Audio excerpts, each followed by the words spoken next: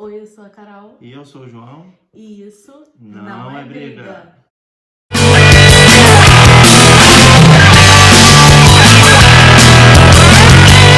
No vídeo de hoje a gente vai falar um pouquinho sobre a relação entre educação e tecnologia, essas novas, nem tão novas assim, ferramentas de acesso, como isso pode ajudar ou não na educação. E como a gente está usando isso, e como a gente está usando a tecnologia durante esse período de trabalho remoto, que alguns teimam em falar que é EAD. EAD é uma modalidade de ensino muito importante, muito séria. Não é isso que a gente está fazendo agora. E isso não tem nada a ver com EAD, é trabalho remoto, né? Em um período diferente De exceção. de exceção que nós estamos vivendo, não só no Brasil, mas no mundo inteiro. Isso é um desafio para todos. A gente vive uma situação muito difícil, não preciso explicar muito porquê, né? Estamos ainda vivendo a pandemia do novo coronavírus, e isso trouxe não só para o Brasil, mas para o mundo todo, uma situação que ninguém estava preparado, ninguém esperava isso que está acontecendo. E o que mais se faz no campo da educação é debater o que se pode fazer durante esse período, né, de isolamento social, de afastamento, não sei qual é o termo que é correto, que se usa, né? Mas a priori acho que o que foi mais popularizado é isolamento. E como proceder com relação à educação nesse período. Eu acho que a educação brasileira ela foi reprovada, né, durante o período da pandemia, por conta, principalmente na rede pública. A gente tem aí, a maioria dos alunos do Brasil estão matriculados na rede pública. E acho que também que a pandemia, não sei se a Carol tem a mesma opinião, ela mostrou que essas concepções de que nós vivemos num mundo digital, num mundo conectado, elas se mostraram um fracasso total, porque a ampla maioria da população que está entre os segmentos mais pobres, eles estão completamente alijados do acesso à internet. E quem dá aula na rede pública e lida, no caso do meio urbano, nas grandes cidades brasileiras, a maior parte dos alunos da rede pública são alunos carentes, de fato, e aí você tem vários níveis diferentes de pobreza, mas a gente sabe que o acesso ao celular é uma coisa que a gente pode pensar em algo popularizado. Porém, o acesso à internet são outros 500, né? E o acesso constante. A gente tem um problema enorme na cidade como o Rio de Janeiro, que é uma das maiores cidades do Brasil, né? De falta de acesso à internet à ampla maioria da população, especialmente as camadas carentes, que não conseguem acessar a internet. No momento que a educação passou a ser proposta de forma remota, já que a escola teve que fechar. Então, assim, nós tivemos um fracasso retumbante. Acredito que na iniciativa privada também, mas a gente não consegue quantificar isso, porque às vezes a gente, quando fala de escola privada, a gente acha logo que escola privada são aquelas grandes escolas que tem, ou grandes redes de ensino que existem no país ou nas grandes cidades. A gente chegou a conversar sobre isso, né? No segmento da Clarice, né? Eu acompanho muitas mães que têm filhos na mesma faixa etária, e não são todas as escolas que estão usando os meios digitais para poder dar aula, para poder fazer alguma atividade. Então, não é. As grandes escolas estão conseguindo lidar, o público dessas grandes escolas tem acesso à internet facilmente, mas as pequenas escolas, aquelas escolinhas de bairro, já li relatos de escolas que fecharam, então não estão conseguindo lidar muito bem com essa nova realidade, que não tem jeito, tem que fazer alguma coisa. A gente vai fazer 4 meses de isolamento, aqui no distanciamento, sei lá o que, aqui no Rio de Janeiro, 4 meses sem aula, dia 13 de julho, 13 de março foi o último dia de aula, aqui no Rio de Janeiro, para pública e privada. As escolas tiveram aula sábado, foi dia 14, mas, enfim, 13 de março foi o último dia de aula e desde aí as crianças estão paradas? Não pode. Como é que a gente faz? Fica todo mundo esperando voltar, esperando voltar, esperando voltar, esperando voltar, e 4 meses já se passaram. E aí que vem essa discussão. A gente ficou um bom tempo discutindo no campo educacional como se faz esse ensino remoto, como se garante esse ensino remoto a todos, então a gente teve várias experiências diferentes, porque viram que a internet não estava dando conta, então algumas prefeituras e estados começaram a imprimir materiais impressos, a fazer materiais impressos, entregar o correio, entregar em associações de moradores ou na casa das pessoas, onde conseguia chegar, ou as escolas, os diretores formando lá comissões em algumas escolas para poder entregar esses materiais, e também suprimentos, alimentação, cartões, isso já no outro aspecto da oferta da educação no Brasil, que não é só o ensino, também tem a questão da proteção social, enfim. Parcerias com rádios, com televisão, para tentar de alguma maneira preencher essa lacuna que certamente não foi preenchida, e que a iniciativa privada, como a gente estava discutindo anteriormente, também vai passar por graves problemas. E a Carol tocou num ponto muito importante, que é a questão dos problemas financeiros. Muitas escolas já fecharam, existem percentuais que giram de 10% a 20% já de fechamentos de escolas em algumas cidades brasileiras. E você também tocou num ponto importante, que é a questão da educação infantil, né? E por que a educação infantil sofre mais essa questão, né? E principalmente de problema de acesso no meio privado dos alunos?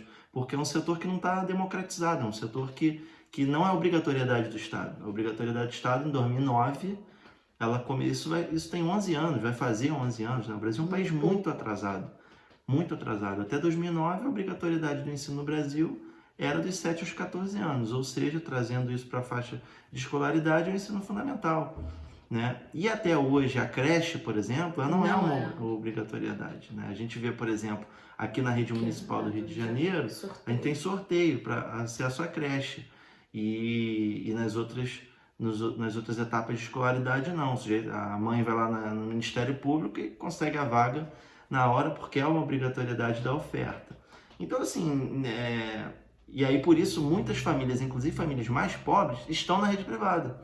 Em muitas dessas escolas pequenas, de bairro, que certamente não vão ter condições de fazer o investimento para trabalho remoto, e muitas vezes até o seu público não tem essa possibilidade também. Então não é só a rede pública sente muito mais isso, é óbvio, mas a rede privada também sentiu bastante essa questão, esse baque com a pandemia. Eu acho só que a gente tinha que voltar na questão do acesso à internet, que é importante a gente falar mais, assim, que parece muito que todo mundo tem acesso à internet. Acho que é importante a gente falar mais, assim, os nossos alunos todos não. Muitos têm celular, né? Estão sempre jogando, estão sempre brincando, tem o seu Facebook, tem o seu Twitter, tem o seu Instagram, e passa muito a impressão de que eles sabem mexer, né? E eu tenho uma relação até mais próxima com alguns alunos, eles têm meu celular, tem tudo, enfim. E assim, a dificuldade deles de descobrir um e-mail, né, na rede pública municipal aqui do Rio, eles acessam a plataforma através de um e-mail que todos eles têm, é um e-mail institucional, eles têm, a gente tem. A dificuldade deles, dos pais, né, de descobrir um e-mail, de como faz um e-mail, como é que é isso. E a gente acha que o Facebook, que o Instagram, o Twitter dá essa informação para eles, né, de como eles vão mexer na internet. E não, assim, você falou, eles não sabem, você já foi mostrar para eles como é que entra no Google. São coisas simples que acho que quando a internet surgiu, né, a gente, pelo menos as escolas privadas, a maioria tinha, algumas públicas também, porque a gente ainda vê umas velhas salas de informática, e quando a internet apareceu a gente tinha aula lá de informática, que no fundo não servia para muita coisa, mas ficou essa coisa assim de que agora todo mundo já sabe mexer, ninguém precisa ensinar, né? E precisa, eles não sabem mexer. E a gente comentou que falta isso por parte da própria instituição, de fazer mais propaganda, de como eles vão conseguir, como eles vão acessar isso. Ficou tudo muito solto, né? Tá tudo muito solto. A rede estadual tá um pouquinho melhor, né? Eu acho que tem pelo menos, eu acho que tá mais... Não, eu só acho que aqui no Rio de Janeiro, né, falando do Rio de Janeiro. a rede estadual, ela iniciou o trabalho remoto antes da rede municipal, muito antes, acho que 1 mês e meio antes. E com isso a rede estadual ela pôde sair na frente, mas também passou por graves percalços, também não tá, até por alguns elementos que às vezes na educação são muito polêmicos, mas a pandemia, ela mostrou as necessidades de algumas coisas. Por exemplo, a rede estadual não tem um currículo. Ela não tem um currículo. Hoje ela não tem mais um currículo. O que vai dar? Isso, assim, pode parecer, mas está ferindo a autonomia do professor, né? Mas, assim, a gente tem que discutir o que é autonomia. Será que o colega... Eu já tive algumas experiências, por exemplo, que um professor colega meu da rede estadual, ele perguntou por que eu dava a história do Brasil. Porque ele falou, não, eu não dou. Eu dou só história geral. Da onde ele tirou isso? Isso não existe em precedente nenhum. Isso não está no PCN, né, que são os parâmetros curriculares nacionais. Isso não está nas DCNs, que são as diretrizes curriculares nacionais. Ele, acreditando, né, imbuído da suposta autonomia dele, ele simplesmente acha que não tem que dar a história do Brasil no ensino médio. E não está dando. Né? A gente tem colegas que às vezes ficam numa matéria o ano inteiro, porque na cabeça dele o cara tem que dar. Agora, na iniciativa privada, isso não existe. E aí a gente cria, às vezes, algumas pessoas no nosso campo criam algumas formas de tentar embasar o seu argumento, né, com coisas relacionadas, que é muito conteudista, né, você está tendo uma visão conteudista. Né? É óbvio que a gente não pode ser engessado e a gente pode turbinar o nosso currículo com mais coisas. Agora, o mínimo precisa ser garantido. Né? Daí vem a discussão da base, enfim, isso não significa dizer que o documento da base ele é perfeito, como o PCN não é perfeito, como o DCN não é perfeito, mas um parâmetro mínimo você precisa ter. Então, se você acha que certos conteúdos não estão contemplados na base, aí sim vem da autonomia do professor e trabalhar isso, da autonomia da escola, discutindo com seus pares, mas um certo parâmetro tem que ter. Então, assim, por mais que a rede estadual ela tenha saído antes, ela patina por causa dessas questões. Se todos os alunos tivessem acesso à internet, não teria esse problema, porque o aluno ia ter acesso a uma plataforma, ele ia ter acesso à internet e ele ia garantir que cada um com seu professor fizesse o seu trabalho. Mas não, aí é que é a questão. Como você não tem um currículo, não tem uma orientação oficial para trabalhar por bimestre, como é que você vai dialogar com a rádio? Como é que você vai dialogar com a televisão, por exemplo? Né? Porque se você tivesse um currículo, você tinha uma orientação. Tá fazendo lá meia boca lá na aí isso já é uma outra questão. A rede municipal, ela foi um fracasso total, porque ela tinha ela tinha todos os recursos para conseguir garantir o acesso dos alunos, dentro de muitas dificuldades. É óbvio que eu também não vou exigir da prefeitura, enfim, é óbvio que a gente pode exigir muita coisa, inclusive uma política de democratização do acesso à internet, porque esse debate ele é um debate antigo, né? Porque, como você estava falando anteriormente, acho que a nossa geração ela é o seguinte: a gente foi muito contemplado que a gente pegou o início disso tudo. E o início disso tudo estava todo mundo engatinhando nisso tudo. Inclusive, o que era o nosso acesso à internet? Era entrar nos sites. Hoje não. Né? Exato. Essa que é a questão. Hoje a molecada... Para você baixar o aplicativo, você não precisa entrar em lugar nenhum, né? Existe uma loja de aplicativo dentro do celular. Exato. E tem uma outra questão também. Nós fomos criados num período... Eu, por exemplo, fiz um curso de introdução à informática. Eu me lembro até hoje. A primeira aula, o cara começou na pré-história. O cara fez uma volta no mundo. A única coisa que eu me lembro dessa época foi um curso horroroso que eu fiz. Só tinha eu de criança na turma, era um bando de adultos, assim, uma sala imensa, lotada, todo mundo gastando dinheiro à toa, né? Minha mãe me levou. E ela lembra disso até, se ela estiver assistindo o programa, ela vai lembrar. Na aula de introdução à informática, inclusive até me lembro de uma recordação, o pessoal vai conseguir ver a data, foi um jogo o Flamengo estava jogando à tarde, foi um jogo que o Caio Ribeiro, que hoje é comentarista da Globo, o Flamengo foi expulso e não tinha nenhum. O goleiro do Flamengo foi expulso, acho que foi o Klemer. Eu me lembro disso. E o Caio foi pro gol. Foi nesse dia que foi a aula do homem da pré-história. Eu me lembro disso. Eu me lembro que eu fui na rua lanchar. E a única coisa que eu me lembro de todo esse curso que eu fiz foi que não pode comer no computador. Então, assim, Não Que pode entra comer migalha, no né, computador. teclado, já suja o Então, teclado. assim, era desse nível o contato, né? De coisas assim primárias. É como ligar uma máquina, em que buraco você espeta. Naquela época não tinha notebook, enfim. Meu primeiro computador foi um 386 preto e branco, que nem acesso à internet tinha. Então, assim, a gente pegou isso tateando. E hoje, aí é que tá, eu acho que caindo no mundo real, assim, que às vezes o debate fica muito num plano macro, né? Ou num plano das ideias, a gente tem eu acho que essa farsa É a farsa da mesmo, é digitalização do isso que a gente mundo, que todo falou. mundo está conectado, isso Não é, atrapalha. sim. Porque na nossa geração tá todo mundo tateando, então ninguém sabia nada. Então todo mundo assume que ninguém sabe nada, então você tem que aprender. Hoje, em tese, todo mundo sabe tudo. Eu, por exemplo, quando fui dar aula, eu fiz isso. Eu levei uma vez 5 alunos, que naquela época era uma das piores turmas da escola, né? Alunos muito pobres, nitidamente você via que eram alunos muito pobres, né? E quando eu falo piores, é em quesito de nota, né? De desempenho, performance, que era lá como você quer chamar. E aí, eu cheguei para eles, né? Só tinham ido 5 alunos no dia, tinha tido tiroteio, né? Isso é um dos problemas que a gente encontra na escola pública.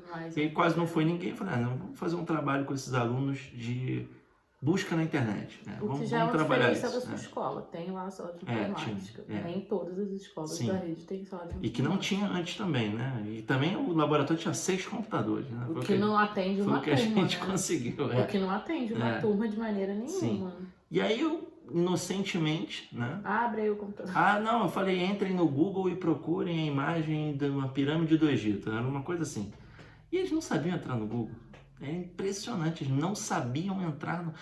Tinha um aluno, alguns sabiam um pouco e uma dificuldade imensa de digitar. E tinha um aluno especificamente que ele não fazia a menor ideia de como entrava no Google. Então, assim, essa coisa de rede social, essa coisa de democratização da internet, hoje está todo mundo conectado, aí de aplicativo, dá essa falsa ilusão pra gente. E isso se reflete na não pandemia também, né? Porque a gente de professor que passa trabalho, assim, exigindo absurdo dos alunos, achando, né, que ele mexe no celular, então ele sabe fazer isso tudo. E não sabe, eles não sabem. E o próprio professor também não sabe direito, né? Exige uma coisa do aluno que ele mesmo não sabe direito. Então, assim, é complicado isso. Isso não é óbvio que a gente está falando assim desse momento agora, da pandemia, né? Mas se reflete em vários momentos. Vai passar uma pesquisa para eles. Eu trabalho numa escola de turno único da prefeitura e a gente tem as disciplinas eletivas. Uma amiga minha, Isabela, se estiver assistindo, deu uma eletiva para eles mexerem no PowerPoint, para ensinar eles a fazer apresentações, para fazer trabalhos. Ela teve que ensinar e fizeram só aqueles alunos que já gostam, né, de computador, de informática. Ela ensinou coisas assim muito básicas antes de começar o programa. Eles não sabem. E aí o professor vai passar o trabalho, porque me traz uma capa assim. É claro que ele vai trazer uma capa assim. Alguém ensinou ele a fazer uma capa diferente? Alguém sentou com ele e foi lá abrir a porcaria do Google? Não foi, eles não sabem. Como é que vai fazer um trabalho pelo celular? A gente está vendo a maioria deles não tem computador. Eles estão abrindo a plataforma que é da prefeitura e tudo pelo celular. Eles não têm computador, não têm um laptop. Tia, professora, o computador aqui daqui de casa quebrou. Não tem computador, só tem um celular com internet aqui em casa. Como é que vai fazer um trabalho? Também não vai fazer o trabalho. É óbvio que a gente tem aqueles alunos que não vão fazer trabalho nem que tiverem 10 computadores em casa, mas não é a maioria. A gente tem alunos interessados, mas que não vão conseguir fazer. Eu acho que para isso serviu, não sei se serviu não, serviu pra gente, né? Vai ter um monte de professor que vai continuar do mesmo jeito. Mas para que algumas pessoas que têm esse senso de observação que vejam, né, a realidade dos nossos alunos. Vai ter um monte de professor que vai continuar achando que no ano que vem vai continuar encomendando trabalhos mirabolantes, vão ter esquecido tudo que aconteceu esse ano, mas que alguns pelo menos vejam, né, tenham a ideia da realidade que os nossos alunos estão mergulhados. Desculpa, falei demais. Não fala não. Eu só acho que uma vez na PUC eu assisti uma palestra que o João faz doutorado na PUC, nem todo mundo sabe. mas eu poderia ter ido na PUC assistir uma tá. palestra. Desculpa. Qualquer um. Eu sei, Esses mas debates eu só nas universidades são todos abertos. fiquei- Mas uma vez eu tive a oportunidade de participar de estar assistindo um debate na PUC, e um professor ele destacou isso, assim, que ele só se deu conta, quer dizer, ele atestou isso, né, com o sobrinho dele, e depois ele estava refletindo sobre isso, né? Que, por exemplo, a professora passou uma pesquisa para ele, acho que o aluno é do 6º ano, e aí ele foi perguntar, né? E aí o menino pediu ajuda pro tio para fazer o trabalho, né? A pesquisa. E aí teve uma hora que o tio parou assim e pensou: ô fulano, a professora te ensinou a fazer pesquisa? Aí ele falou assim: não. E aí depois ele se lembrou da época de estudante dele, né? Às vezes o professor ele coloca lá, pesquisa, trabalho, faça uma pesquisa sobre a Revolução Francesa. Eu vou pesquisar Vamos colocar. onde, eu vou olhar o quê? Como você trabalha, como você lida com o material, porque isso é uma outra questão também, né? Que se coloca muito, que é o seguinte: hoje não precisa de escola, hoje não precisa de escola, não precisa de professor, porque o conhecimento ele está todo lá, está todo disponível na internet. E esse debate, por exemplo, de fake news, ele mostra mais uma vez pra gente, né, ele esbofeteia a sociedade, porque a gente tem algumas oportunidades históricas que a gente é esbofeteado pela realidade. Né? E essa questão de fake news... está esbofeteando a gente bonito. E essa questão da fake news é um exemplo, assim, do quanto que a gente tem muito conteúdo produzido e disponibilizado na internet, mas que são muitos conteúdos que são mentirosos, né, caluniosos, e outros que são conteúdos, né, que são muito questionáveis, que você pode questionar, às vezes o sujeito tem até uma boa intenção, mas tem erros. Um exemplo disso é a Wikipédia, que muitas vezes os professores indicam e orientam os alunos para terem muita desconfiança com relação à Wikipédia, porque é uma enciclopédia aberta, editável. Então, assim, é uma ideia muito boa, mas que também pode ser ir para um lado ruim, né, um lado mau, vamos colocar assim, né, de calúnia mesmo, ou de uma coisa muito séria também, que é de recontar o passado, que também isso nos remete aí ao 1984, ao totalitarismo, a ideia de apagar a memória, né, reconstruir a história a partir do projeto político dominante. Isso é uma coisa muito perigosa. Inclusive, tiveram algumas denúncias de gente no Palácio do Planalto que acessou a Wikipédia de servidores do Palácio do Planalto fazendo edições na Wikipédia. Isso também foi noticiado em jornais e revistas. Então, assim, hoje a internet ela é uma selva, ela tem de tudo. Então, assim, nada mais importante com relação a esse quesito do que a escola e o professor, do que a análise crítica em cima do material. Eu falo muito sobre isso, assim, a gente conversa muito sobre isso, e isso é uma coisa que eu falo bastante com você, que é o seguinte: hoje talvez a coisa que a gente menos faz em sala de aula e que seria mais importante, já que a gente tem tanto conteúdo, e a gente acaba esquecendo.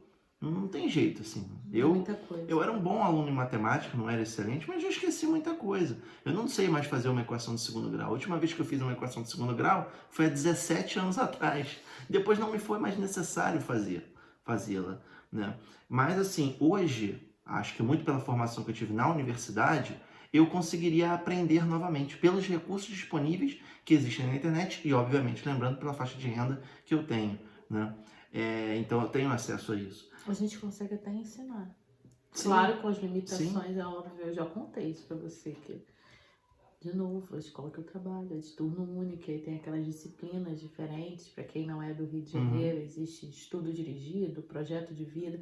O nome esse ano até mudou, mas não deu tempo de eu aprender o nome. Acabou tão rápido que eu não me lembro. Projeto de vida mudou de nome. Sustentabilidade. Não, sustentabilidade é só pro 6º ano. Tá. Tem um nome diferente, mas não deu tempo de eu aprender, no que vem eu aprendo. E aí eles estavam com dificuldade em potenciação em matemática. Obviamente eu não me lembro, mas nada de potenciação. Eu, ao contrário do João, não era uma boa aluna em matemática. Corri pro meu colega, professor deles, pedi para ele me explicar rapidinho lá como é que fazia. Voltei e consegui explicar para eles, por conta de todo esse essa bagagem que você estava falando, que a gente aprendeu na universidade, a questão da renda da gente. Consegui, claro que expliquei meio capenga, eles já tinham aprendido isso com o professor, mas a gente consegue até explicar essas coisas. Vai. Eu penso que, então assim, só retomando o raciocínio, que eu penso que uma coisa muito importante é você ensinar o sujeito a pesquisar. É ensinar a pesquisa, a metodologia da pesquisa. Isso é algo fundamental nos dias de hoje e que isso não está presente na base. Eu nunca vi essa discussão assim. Eu vejo muito assim, análise crítica, reflexão, que tudo isso é importante e que é parte do exercício da pesquisa. Só que o entendimento de que assim, a gente precisa ensinar o aluno a pesquisar. Mas aí a gente tem tanta coisa, né? Sim, mas aí é o problema da educação brasileira, com excesso de conteúdo. O primeiro é o conteúdo, assim, que é uma coisa que vai afetar tanto o mal quanto o bom professor, né? A questão de ter muito conteúdo, eu e você também não conseguiríamos lidar com essa demanda. Sim. Mas esses professores sabem pesquisar? Não, mas aí também, assim... É difícil, né? Não, eu também acho que a gente tem vários problemas com isso. E aí, sendo pior ainda, esse professor acha que esse aluno da rede pública vai ser capaz de pesquisar? Acredito que até o cara que não sabe pesquisar acha que o aluno sabe, acha que sabe acha pesquisar. que o aluno, assim, a gente tem muito isso, a gente tem muito professor preconceituoso, né? Que não assume, mas que vai achar que aquele aluno é incapaz. Mas a gente tem colegas que não sabem nem dar a matéria que ele tem que dar, né? Então não é só uma questão de pesquisa, né? Tem colegas que você percebe isso. Vai isso, muito assim. mais além, mas... Mas eu acho que, assim, independente do material humano que a gente tem trabalhando nas escolas hoje, isso já é uma outra discussão, já é uma discussão de formação continuada, que também exige uma política de Estado, né? De fazer um pacto com as universidades, estimular cursos de extensão das universidades para a categoria dos professores. Isso é uma coisa que dá para fazer, mas assim, eu acho que enquanto princípio de ensino, a questão da metodologia da pesquisa é algo fundamental, porque a gente tem muito material produzido na internet demais. Então, se você garante o acesso e depois você consegue fazer uma metodologia de ensino, né, capaz de exercitar o ato da pesquisa, a reflexão crítica em cima do material, a produção do texto, isso é uma coisa muito precária no Brasil. A gente lê muito pouco, a gente escreve muito pouco.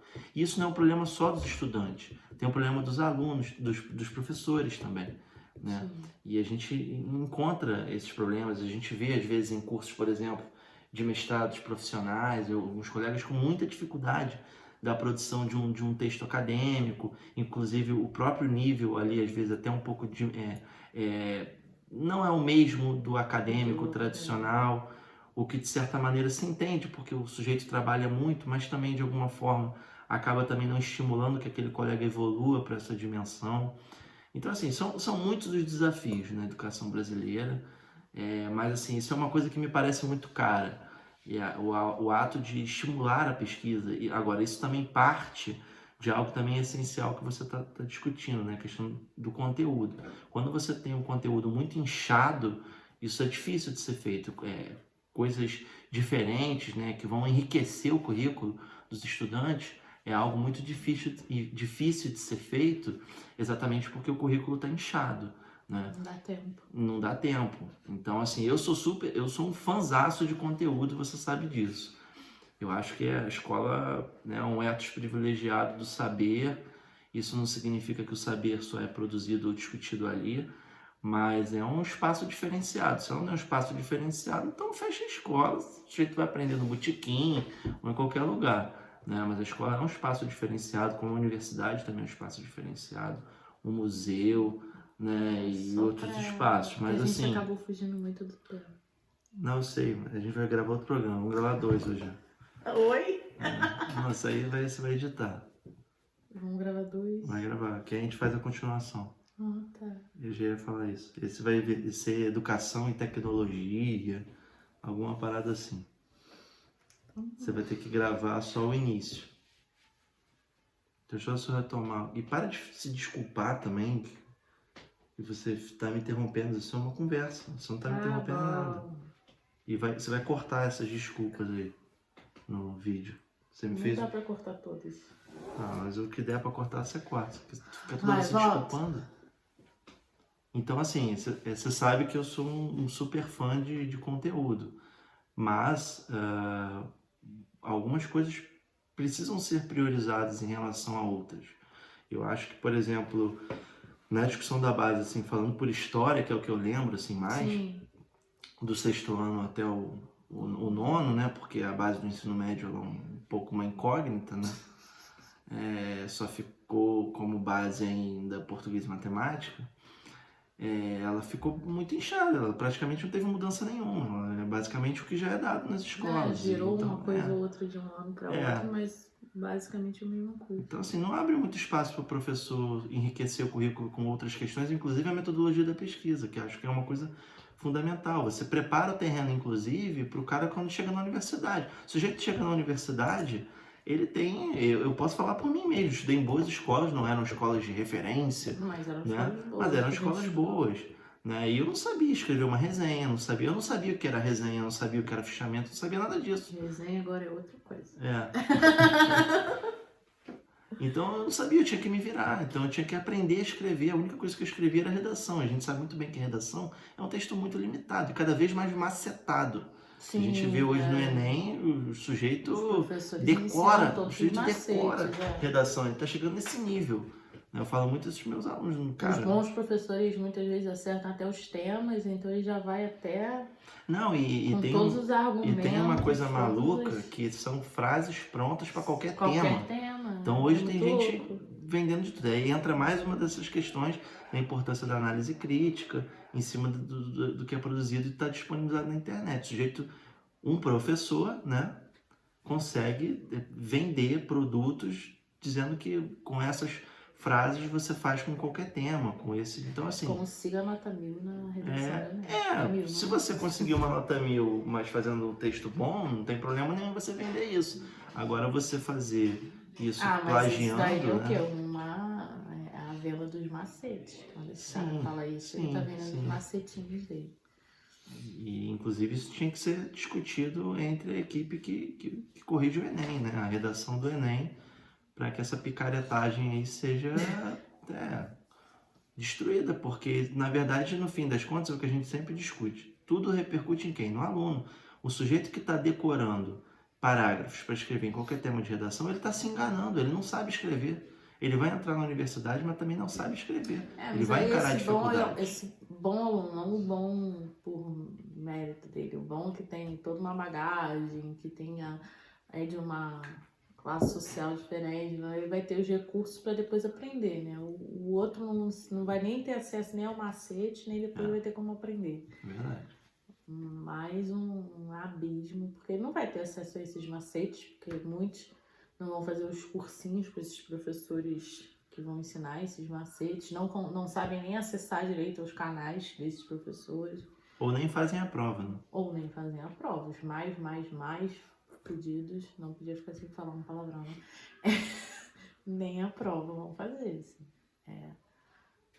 Na escola do estado que você dá aula, a maioria não faz, né? A maioria não faz o Enem. Isso que o Enem, quando ele foi reformulado e passou a ser uma fonte de acesso, passou a ser a principal, né, forma de acesso às universidades, o número de estudantes da rede pública começaram a acessar o Enem e ingressar na universidade, até mesmo antes das cotas, aumentou.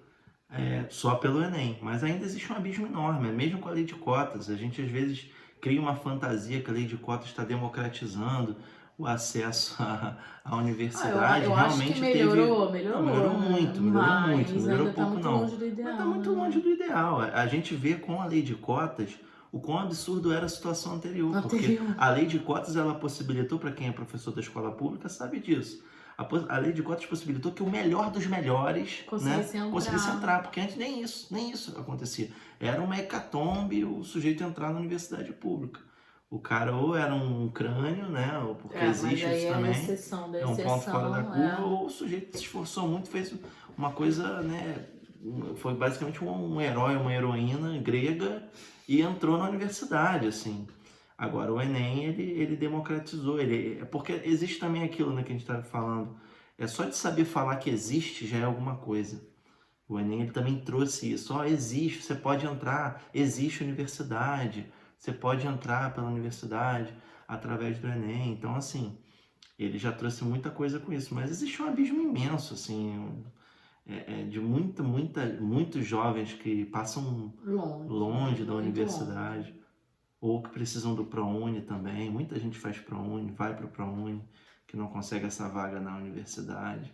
Que também cumpre seu papel. Longe, o ProUni cumpre, mas a gente está longe deles acessarem a universidade ainda. E a gente está falando do Rio de Janeiro, né? A gente acaba observando muito a nossa realidade aqui. Exato. Então, gente, é isso.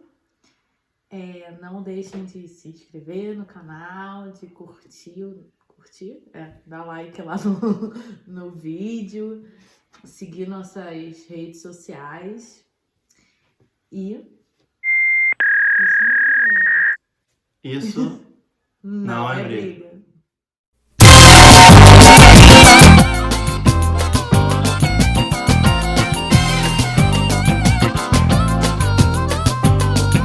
Cria meu website